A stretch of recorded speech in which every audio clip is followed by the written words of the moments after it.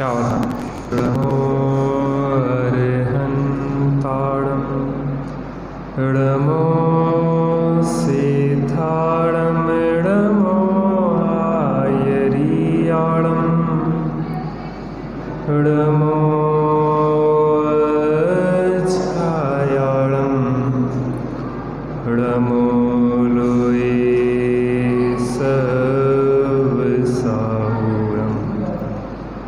नमः समय साराय सानुभूत्या चकास्ते चित्स्वभावाय भावाय सर्वभावांतरच्छिदे।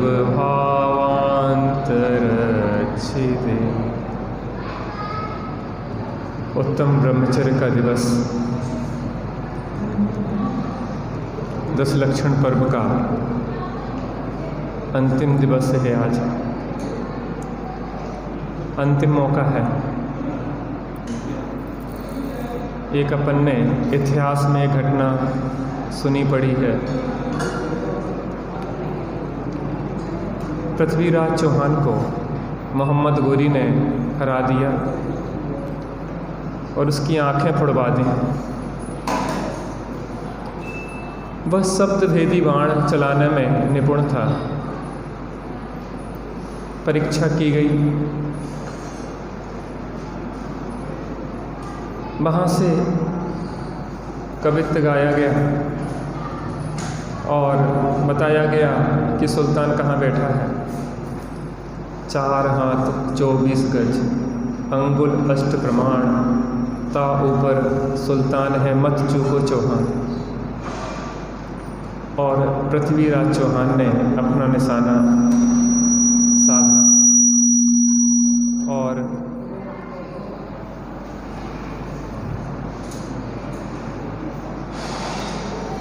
अपने कार्य की सिद्धि की।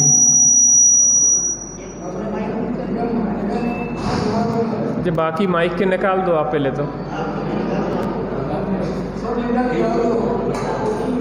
और चलो सब लोग नहीं, जो कर रहे हैं उन्हें रहने दो, बस बाकी लोग यहाँ दो। बिना माइक के बोल देंगे हम तो, हमें कुछ नहीं। ध्यान से सुनिए, समय कम है, अंतिम अवसर है। अभी भी चूक गए। यदि अवसर चूका तो भव भव पछताएगा, फिर काल अनंत अरे दुख का घन छाएगा। यह नर भव कठिन महा, किस गति में जाएगा। नर भव भी पाया तो जिन श्रुत नहीं पाएगा। अनगिनती जन्मों में अनगिनती कल्पों में जिया कब तक उलझेगा। संकल्प विकल्प नर रे नर रे नर रे, तू चेत अरे नर रे।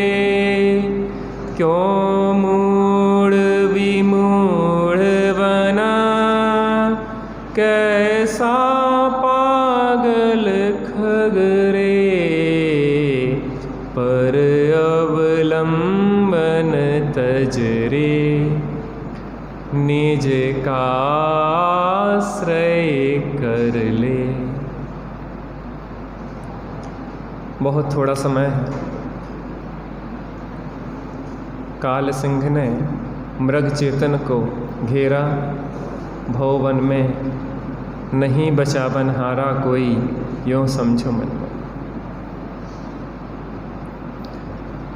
आज मैं नदी तरफ गया था।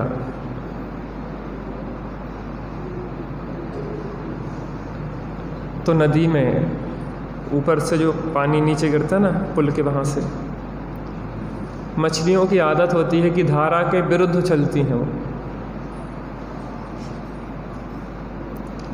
धारा नीचे बह रही है, वो ऊपर उछलेंगे, और वो उनका धारा के विरुद्ध उछलना ही उनकी मौत का कारण बनता है। आप जाके देखना, पानी नीचे गिर रहा है, वो ऐसी उछलेंगे, ऊपर तरफ जाएंगे। वहाँ जो मछली पकड़ने वाले बैठते हैं वो जाल नहीं ले जाते, 2 लकड़ियाँ ऐसी कपड़े में फंसा के ऐसे रख देते, तो जो उछलती हैं तो वो कपड़े के आके गिर के अपने आप उनके पास आती जाती, कुछ मेहनत नहीं करना। क्या 2 लकड़ियों में एक कपड़ा बांधा और ऐसे लेके बैठ गए, वो उछलेगी ना धारा के विरुद्ध, ऊपर से नीचे पानी गिर रहा है, उछलेंगी, उनके कपड़े में अपने आप आएंगी, ना उन्हें जाल चाहिए ना कुछ चाहिए। मछली अपनी मौत की तैयारी स्वयं करती है क्योंकि धारा के विरुद्ध जाती है। आज मैंने पहले ही बताया था, एक सांप है वहीं पे बैठा, वो उछलती हैं, वो किनारे पे उस धारा के वहाँ बैठा रहता है, और जैसी उछलती हैं तो ऊपर वो उस पट्टी पे आती हैं और वो सांप वहाँ पे उस पकड़ लेता है। 2 सांप बैठे रहते हैं। वो मछलियों की बात नहीं है, वो हमारी भी है। काल रूपी सिंह हमारी ओर निगाह लगाए हुए बैठा हुआ है, इसमें से किसको उठा के कब ले जाए कुछ कहा नहीं जा सकता। किस मछली की मौत, मेरे सामने की घटना है कि एकदम मछली उछली आई और सांप ने तत्काल ऐसा पकड़ा, तड़पते रहो मरते रहो। जिस समय पास करने वाली बात नहीं है कि हमने 10 दिन निकाल दिए, छुट्टी हो गई, धर्म हो गया हमारा, ऐसे धर्म नहीं होता। भगवान को बहुत सुना दिया, भगवान कह रहे हैं तुम जानत केवल ज्ञानी, हम सब जानते हैं, तुम्हें ज़्यादा सुनाने की ज़रूरत नहीं है, तुम खुद सुन लो, जो हमें सुना रहे हो वो तुम खुद सुन लो, और जो बात तुम्हें हमें सुना रहे हो उसका 1000वां भी अंश अगर तुम्हारे जीवन में आ गया तो सुख शांति सहज आ जाएगी।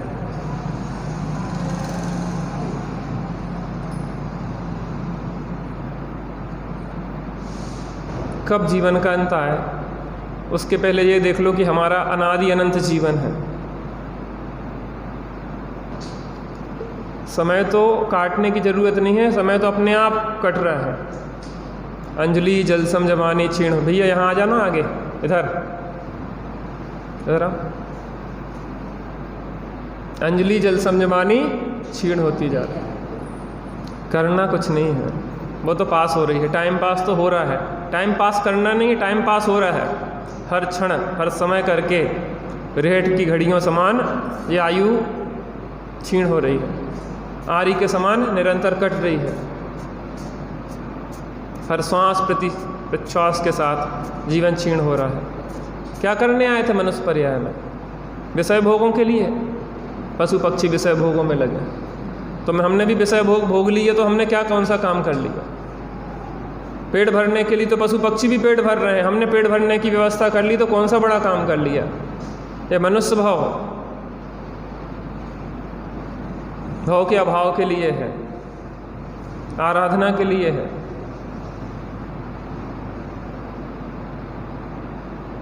ब्रह्मचर्य के लिए है, भोगों के लिए नहीं।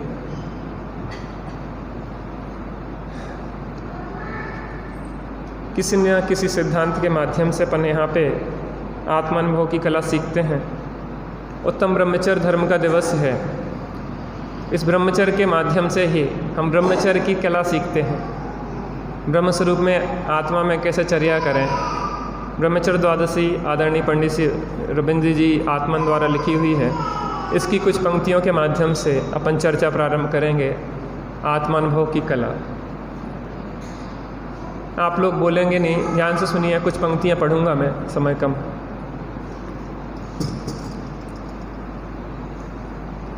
देखो आज 10 लक्षण पर पूरे हो जाएंगे।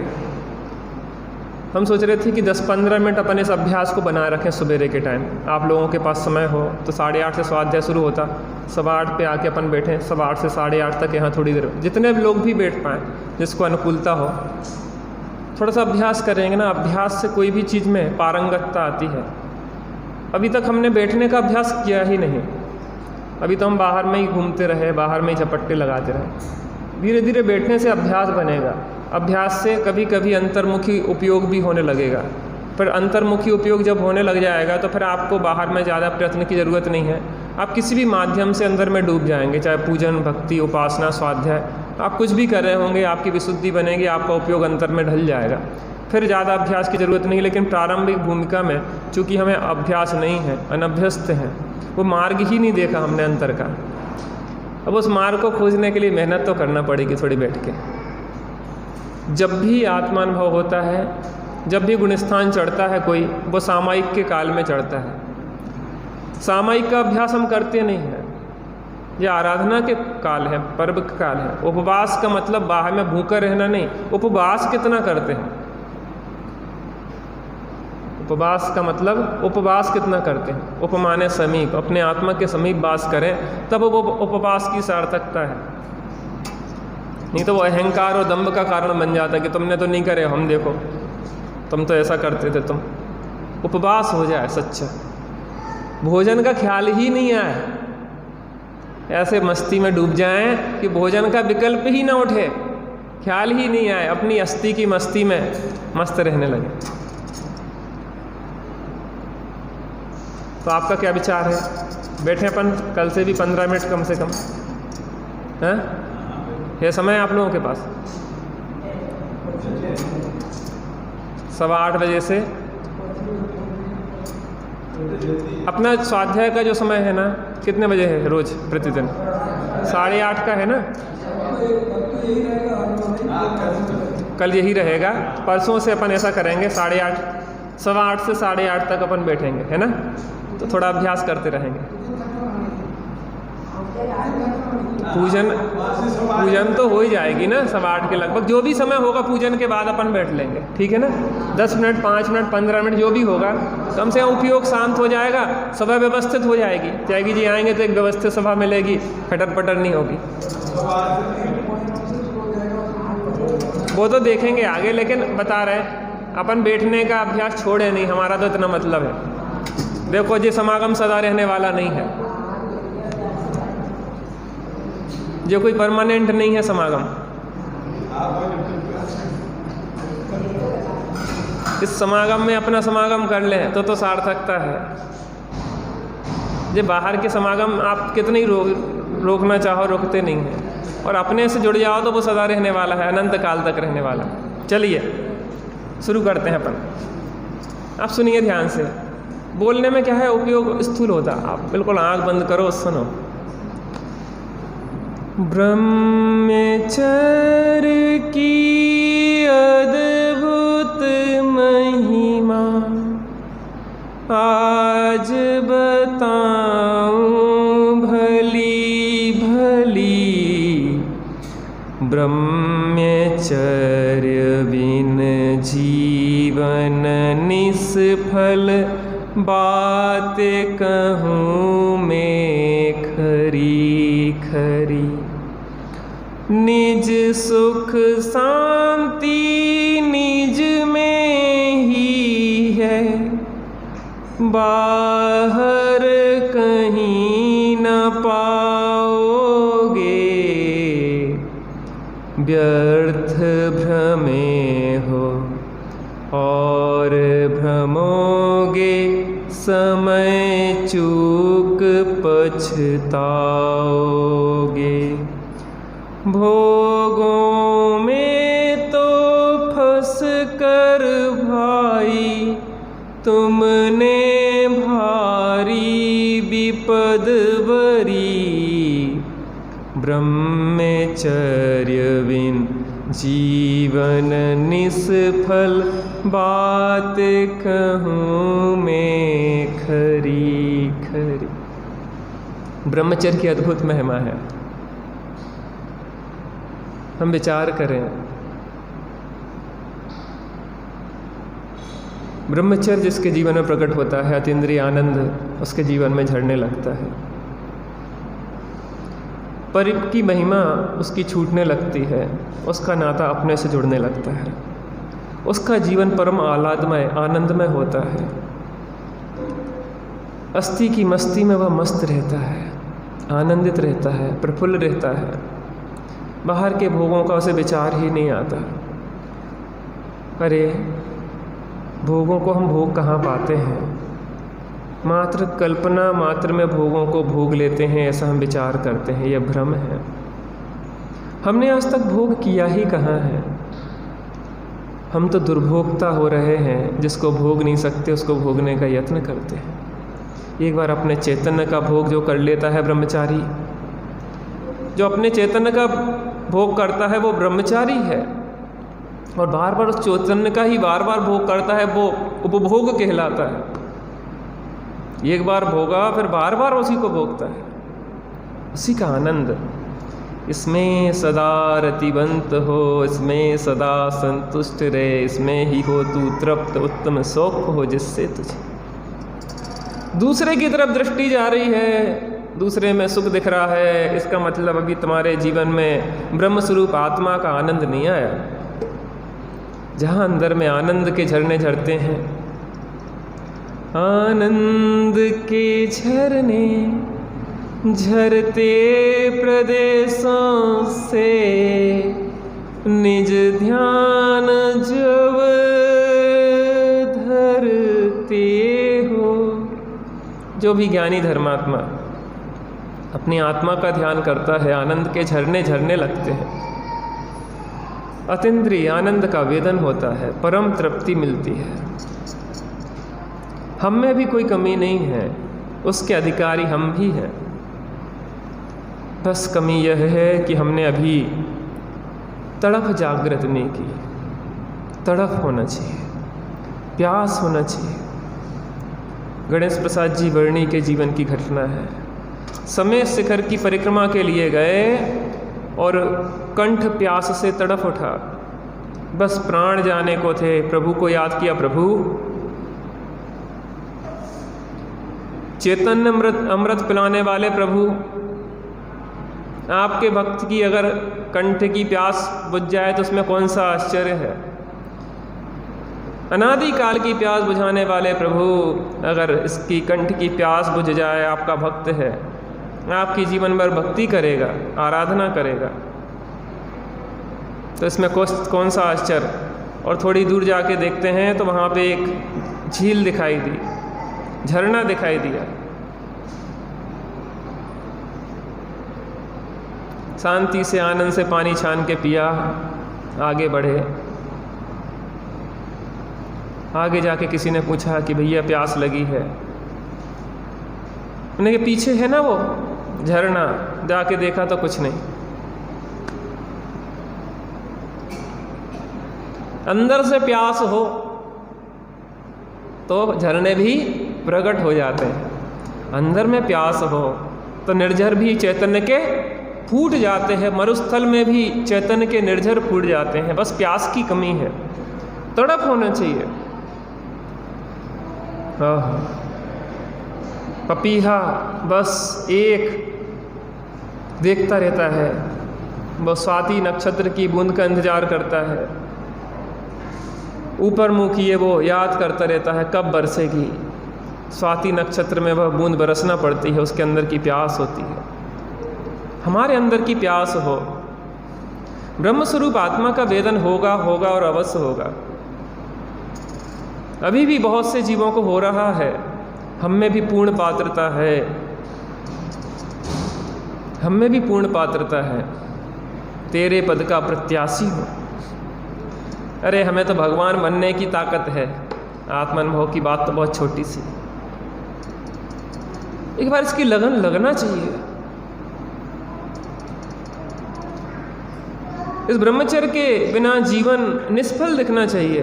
कुछ नहीं पाया हमने, मिट्टी रेत के ढेर लगा लिए, कूड़ा करकट जोड़ लिया, इसकी कोई कीमत नहीं है।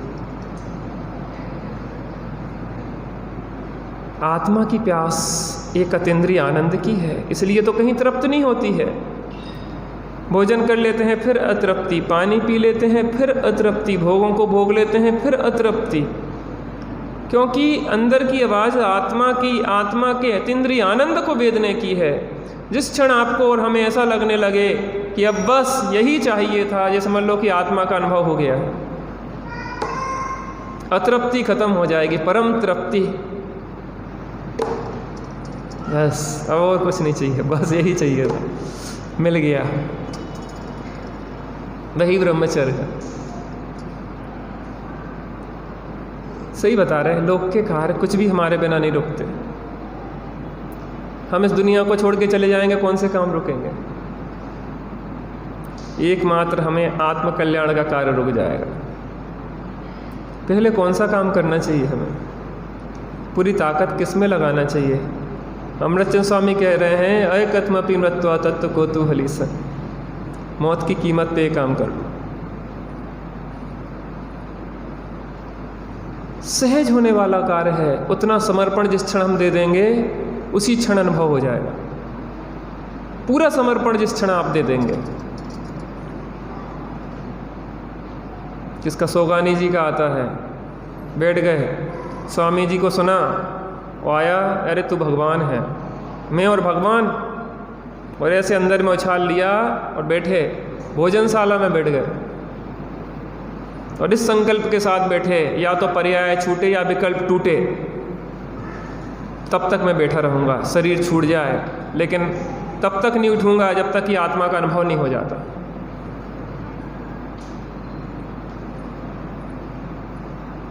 या तो पर्याय छूट जाए, मैं छोड़ूंगा नहीं, बैठा रहूँगा उसके इंतजार में, द्वार खोले।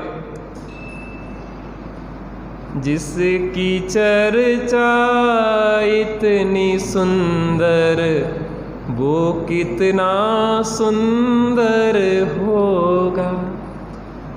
या तो ये पर्याय छूटे या विकल्प टूटे, इस कीमत पे जो बैठ जाता है उसका विकल्प उसी क्षण टूट जाता है ना। समर्पण चाहिए है, हर चीज की कीमत चुकाना पड़ती है।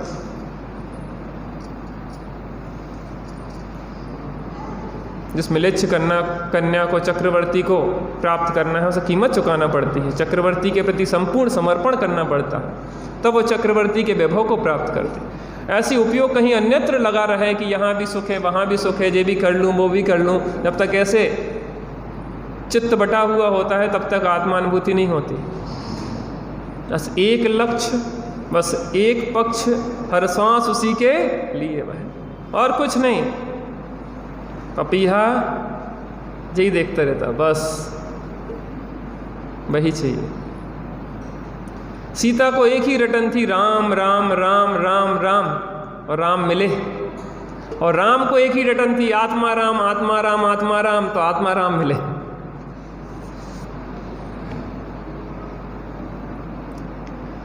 बहन श्री कहती हैं कि अगर अंतर से उठी हुई भावनाएं अगर फलीभूत ना हो तो 14 ब्रह्मांड को शून्य होना पड़ेगा। इसका मतलब यह है कि हमारी भावनाएं अंतर से नहीं उठी, अभी तक ऊपर ऊपर चल रहा है। औपचारिकताओं से काम नहीं चलता, लोक में भी औपचारिकताओं से काम नहीं चलता, यहाँ पे औपचारिकता से कैसे काम चलेगा? झूठी बातें बनाते हैं, आत्मकल्याण करना है, ऐसे होता है आत्मकल्याण? लौकिक किसी लक्ष्य को प्राप्त करना है तो 16-16, 18-18 घंटे मेहनत करना पड़ती है, और हम समझते हैं कि यहाँ बैठे, और बैठे क्या है? उपयोग तो घर पे ही रखा है, अभी उपयोग तो भोगों में रखा है, उपयोग तो बाहर में ही लगा है। यहाँ बैठे ही तो है शरीर से। शरीर से होता क्या है बैठने से? मुर्दा शरीर भी पड़ा रहता है, उससे क्या होता है? जो मुर्दा ही पड़ा रहता है, अगर उपयोग बाहर है तो मुर्दा रखा है यहाँ पे। यहाँ पे हम बैठे कहाँ हैं? कुछ लोग आंख बंद करके सोते हैं, कुछ खुली आंखों से सोते हैं, और जिसने आत्मा के दर्शन नहीं किए वो सो ही रहा है, वो जगह नहीं है आज तक।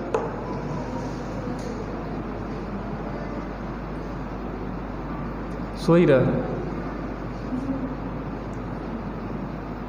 वो समर्पण, वो चाह, वो तड़फ हमारे अंदर पैदा हो जाए, यही करना है कार्य, और कोई कार्य करने लायक नहीं है। उसी क्षण काम होने वाला, पूरी लगन हो, सच्ची लगन हो, सच्चे देवशास्त्र गुरु के प्रसाद से उस परम तत्व की प्राप्ति होगी। निज सुख शांति निज में ही है, बाहर कभी ना पाओगे। कहाँ मिलेगा भैया सुख? पैसे में, जिसमें कि सुख नाम का गुण नहीं है? गाड़ी में, मकान में, दुकान में, वो कह रहा हम में देखो सुख नाम का गुण नहीं है, तुम व्यर्थ प्रयत्न नहीं करो।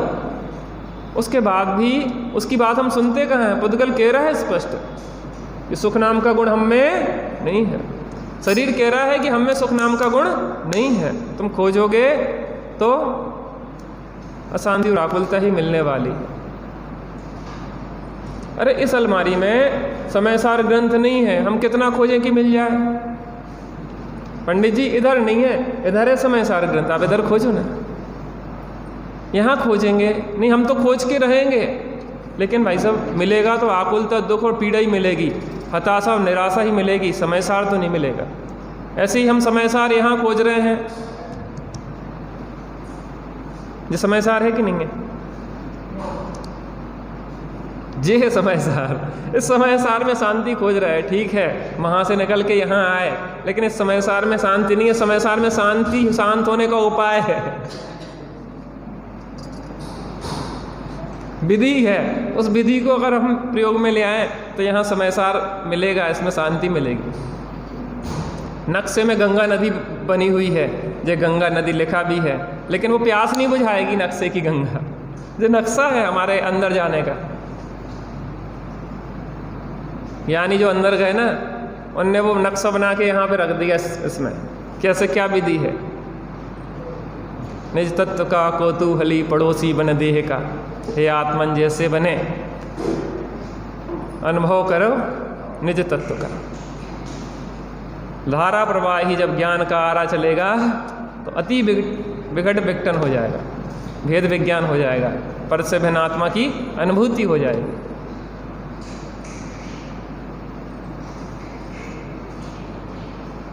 देखो बहुत धैर्य चाहिए इसके लिए।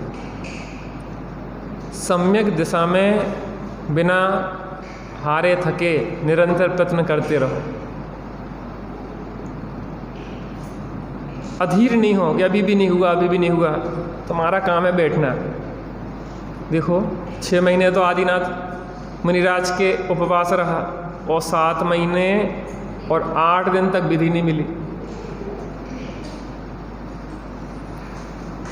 लेकिन अगर वो 8वें दिन भी हताश और निराश हो जाते कि बस अब तो हो गया, अब इतने दिन से जा रहा है रोज की रोज, अभी तक तो विधि मिली नहीं, छोड़ो भी झंझट, और हमारे शरीर में कोनो कमजोरी है कैसी, वज्र पर सब नाराज से हनन है, तो क्या विधि मिलती 9वें दिन की? नहीं मिलती नहीं मिलती। वो तो सतत जाते रहे और आते रहे, जाते रहे और आते रहे, जाते रहे और आते रहे, और एक दिन विधि, हमारी विधि कैसे मिलेगी?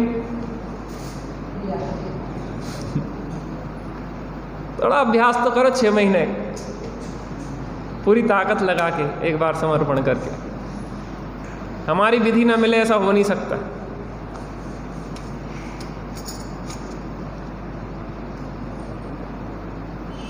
बहुत तृप्ति है, अनंत भव की प्यास मिटने वाली है।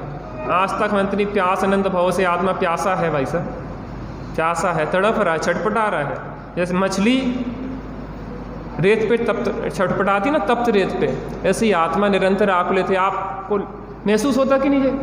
आत्मा की आकुलता महसूस होती कि नहीं होती? और अगर आकुलित नहीं हो तो विषयों में क्यों लगे? आप सोचो यहाँ बैठे हैं, आगे की प्लानिंग चल रही है, ये इच्छाएं क्या बता रही हैं कि आपको कुछ ऐसा नहीं मिला कि जहाँ इच्छाएं ठहर जाएं कि बस अब हो गया। भविष्य के लिए क्यों इच्छा है? क्योंकि आपको इस क्षण में तृप्ति नहीं मिली है, हमें इस क्षण में तृप्ति नहीं मिली है। इस क्षण में तृप्ति मिल जाए तो दूसरों की ओर दृष्टि क्यों जाए? जिस शीलवती स्त्री को अपने पति में तृप्ति हो जाए, पर पुरुषों की ओर वो क्यों देखे? जिस पुरुष को अपनी स्त्री में तृप्ति हो जाए, वो पर स्त्रियों की ओर क्यों देखे? इसका मतलब है भाई साहब, आप तृप्त नहीं हैं, आप शीलवान नहीं हैं, आप कुशीली हैं। और आत्मा अनादिकाल से कुशीली है, पर में सुख खोज रहा है, और कह रहे हैं कि तेरा प्रभु तुझ में ही डोले, और डोलते हुए प्रभु को डोल नहीं रहे, उस प्रभु के साथ डोलो ना। मुनिराज कैसे डोलते हैं? परम तृप्ति में झूला झूलते रहते हैं छठ में 7 में ऐसे ऐसे। बताओ मुनि जीवन भी क्यों निर्भर रहता है? कोई अनुबंध प्रतिबंध से रहित क्यों होता है? क्योंकि अंतर अंतर मुहूर्त में आत्मानुभव तभी होगा जब कोई अनुबंध प्रतिबंध नहीं होगा। कोई भी एक विकल्प की धारा व्यक्ति को शांति से नहीं बैठने देती। कोई संकल्प लिया तो अनंत विकल्प यूँ खड़े ऐसे नाचने लग जाते हैं। अभी आपको विकल्प है कि आगे दुकान खोलना है, कुछ करना है, घर जाना है, ये करना है, वो करना है, तो आपको एक संकल्प होगा और अनंत विकल्प की धारा खड़ी हो गई। मुनिराज का जीवन तो ऐसा निर्भर होता है कि कुछ है ही नहीं प्लानिंग, अनप्लान्ड चल रहा है सब। एक ही प्लानिंग है कि परिपूर्ण सुख चाहिए, अब अंदर में ही मिलता है, बाहर कहीं मिलता नहीं, तो बार बार अंदर में जाते हैं और ऐसा लगता है कि अंदर में डूब जाए। पता कितना धैर्य चाहिए। आदिनाथ मुनीश्वर को 1000 वर्ष लगे काय में मुनि बनने से भगवान बनने के बीच में 1000 वर्ष का धैर्य रखना पड़ा। पता जिसको आत्मा नहीं मिला वो फिर भी सुखी रहता है। सुखिया सब संसार है, खावे और सोवे, और दुखिया दास कबीर है, जागे और रोवे। ये संसार तो सुखी है, उसको कोई अंदर की झलक तो मिली नहीं कि उसको कोई तड़प जग रही हो, उसको तो वो संतुष्ट है, ठीक है, खाओ पियो मौज करो, करने का है दुनिया। लेकिन इसको एक झलक अंदर की मिल जाती है, उसके अंदर इतनी छटपटाहट पैदा होती है कि शीघ्र से शीघ्र मोक्ष पाए, झंझट से बचे।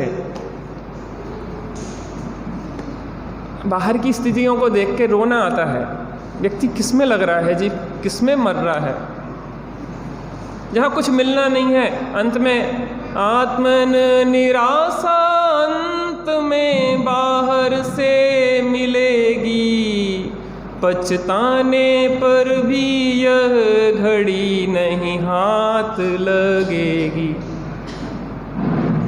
लिख के दे रहा स्टाम्प पे कि जो भी हम प्रयत्न कर रहे हैं बाहर में, अंत में उसका रिजल्ट क्या होगा भाई सब? क्या रिजल्ट होगा नहीं पता आपको, क्या रिजल्ट होगा उसका?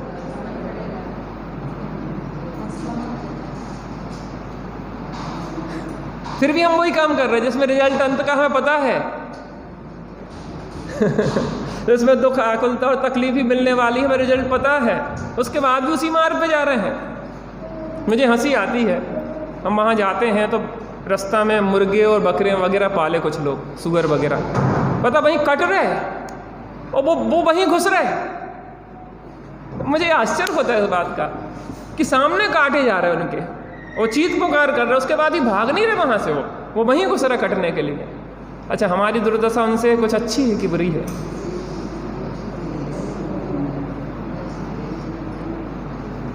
उन पे तो हंसी आती है, लेकिन हमारे ऊपर ज्ञानी हंसते हैं। थोड़ी देर बैठ लें, समय हो रहा है। ध्यान सूत्र के माध्यम से अंतर्मुखी अभ्यास करते हैं। देखिए, आप लोगों की रुचि बताती है कि आप लोग निकट भव्य हैं और जल्दी मोक्ष जाने वाले हैं। बस बात यह है कि कौन कितनी जल्दी जाता है, इस कंपटीशन की बात है ना? इसलिए अति शीघ्र जाने लायक है, संसार में तो एक क्षण रहने लायक नहीं है, ऐसा संकल्प रखें। चलिए कुछ देर बैठते हैं शांति से, बिल्कुल शांति से बैठें, आँख बंद कर लो, नहीं भी हो रही हो तो भी बंद कर लो, क्योंकि बाहर देख देख के थक गए, आप कुछ अंदर देखने का अभ्यास करो।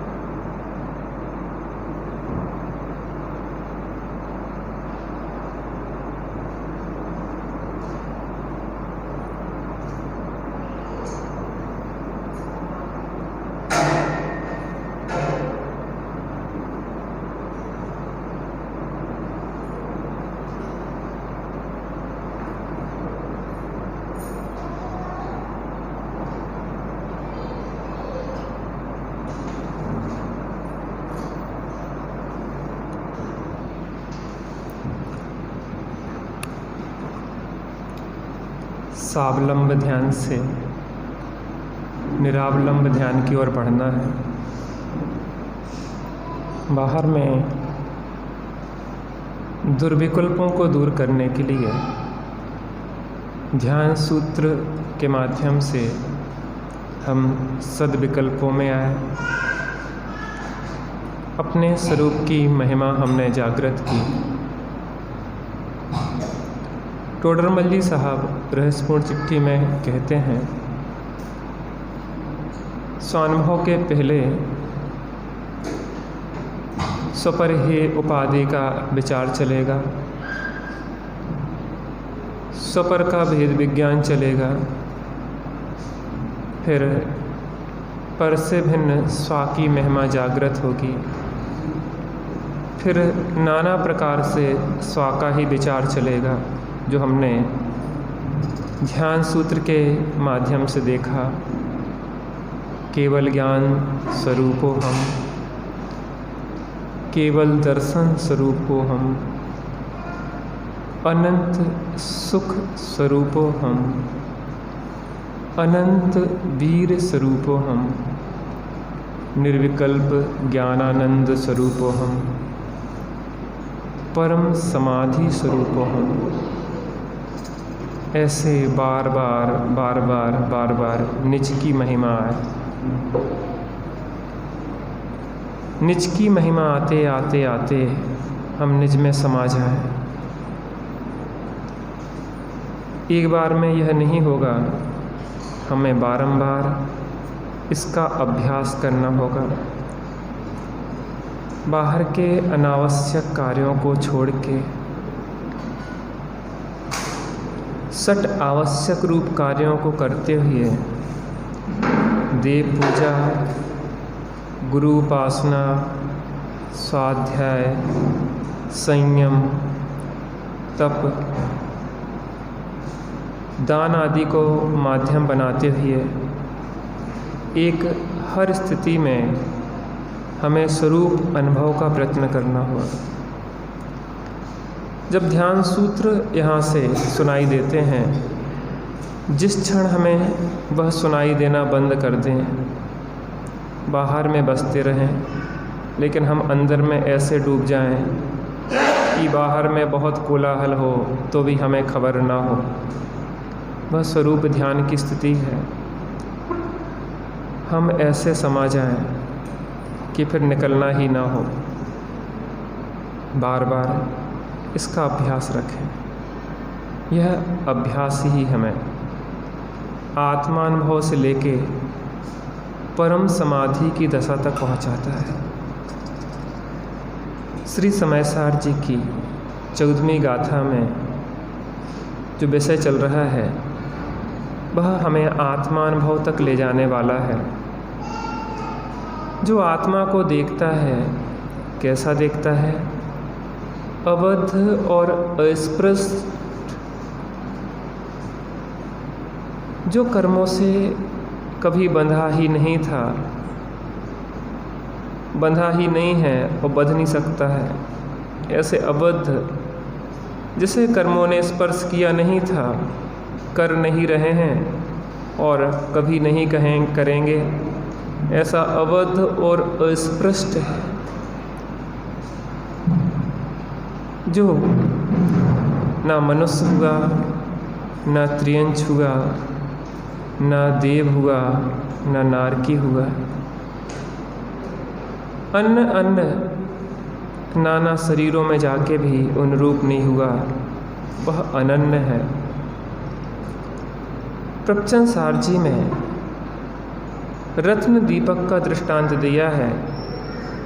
जैसे रत्न दीपक नाना कमरों में जाता है, वहाँ प्रकाश करता है, लेकिन उन कमरों रूप नहीं हो जाता है, वैसे ही यह चैतन्य का प्रकाश है।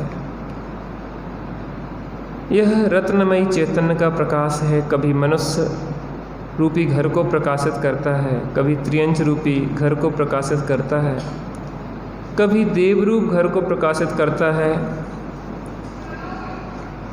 हाँ, कभी नारकी रूप घर को प्रकाशित करता है लेकिन उस रूप नहीं होता।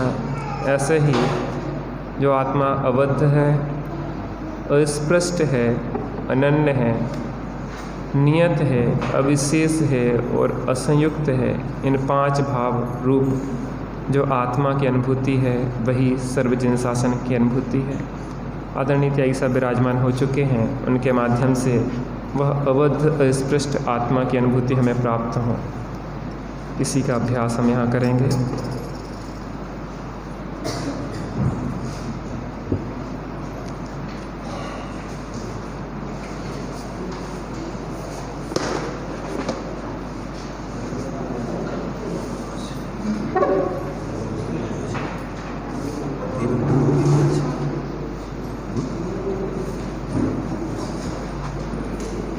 इधर से दूर नहीं, कैसी है? ठीक है।